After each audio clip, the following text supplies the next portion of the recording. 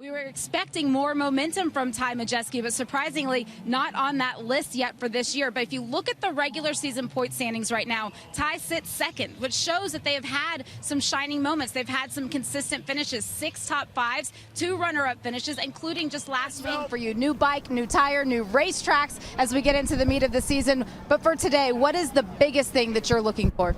Afternoon, Adam. You know, for Josh Berry and this whole number 8 JRM team, it has not been the easiest of seasons. You think about the first 12 races, they've only had one instance where they were able to stay inside of the top 10 without any. And it was a problem that actually started on the reconnaissance lap for Jake Gagne. When he pulled up onto the grid area, he said to his team, it's even worse than what it was yesterday, talking about the loss of power aboard that Yamaha. They told him sensory overload for all of the fans at every NHRA drag race event. Every single ticket gets you right here up close and personal to the pits where you can watch these teams tear down and rebuild the 11,000 horsepower engines. Now you also can stay if you choose and watch as a warm-up happens. Now it's not like warming up your car in your driveway. This is an advanced systems check. Today, Doug Coletta and this whole Mac Tools team is letting me do the honors to get you guys as close as possible. I'm nervous. Well, for Parker Kligerman, his day started off great. He led the practice session after having not been here for 17 years. But at the end of that session, he did notice it was getting a little harder to get through the gears. And then by the time he got to his fastest lap in qualifying, he was on the clutch the entire lap. And there are at least 10 shifts. Well, for Tanner Gray, it's his 82nd career start, but your very first start from that number 1 position. What you know about truck racing, everything that you've learned, what do you have to keep in mind when we get to the green flag? He grew up around the sport, Austin. How does this moment compare to what you imagined? Oh, I can't even. And as Cole Custer still tries to get his helmet off, his crew guys walk away with a lot of emotion on their faces after watching this win. The crowd still on their feet after those burnouts. You had to start at the back after changing that tire at the start of this race. Able to drive through the field. You only led 4 laps, but what did you see? Matt Hagan and his crew chief, Dickie Venables, have been to the final round here at the U.S. Nationals 2 of the last 3 years. They won it back in 2016. Matt, you're currently qualified second. 1 session left to go. What's been different about this year's Big Go? I think just the weather. But as you see all the fan interaction, that's been a big part of this. You have a great spot over in the paddock where everybody has to walk by all the foot traffic. What has the reception from the Moto America fan base been like this weekend?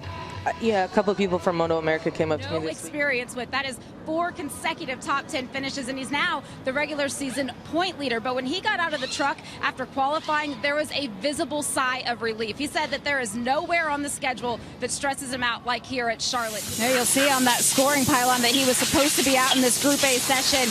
He had an incident during practice. You can see that scuff mark right on the nose of the car on that left side. Because of that, they had to bring the car back to the garage. They had to replace that side of the splitter. So can't do that work on pit lane. And between the sessions, had to bring it back. Because of that, will not be making a lap in qualifying.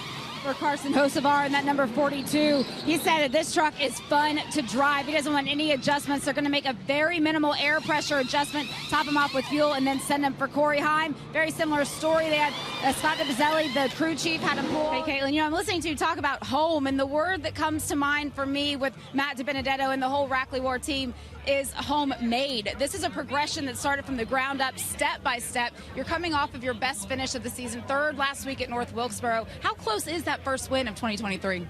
Oh, man, one of those drivers that was licking his chops to get behind the wheel was Carson Hocevar. If you remember back just 5 races ago, he did get his first Truck Series win. That was at Texas. Then he had a few races where they just couldn't make anything happen. He made a couple of admitted mistakes. The team had a few issues on pit lane. They put all of that behind him. The last 2 weeks, he's been in the top 5 both times. So right before he put his helmet on, Don, you haven't raced at this race since 1994, but people still bring pictures hoping to see you.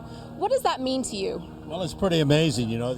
And for John, this is your 40th U.S. Nationals. The fans outside of your pits, everybody up in the grandstands, you're definitely the fan favorite. What does that do to your energy as you get ready for the final? You know, you feed off the fans.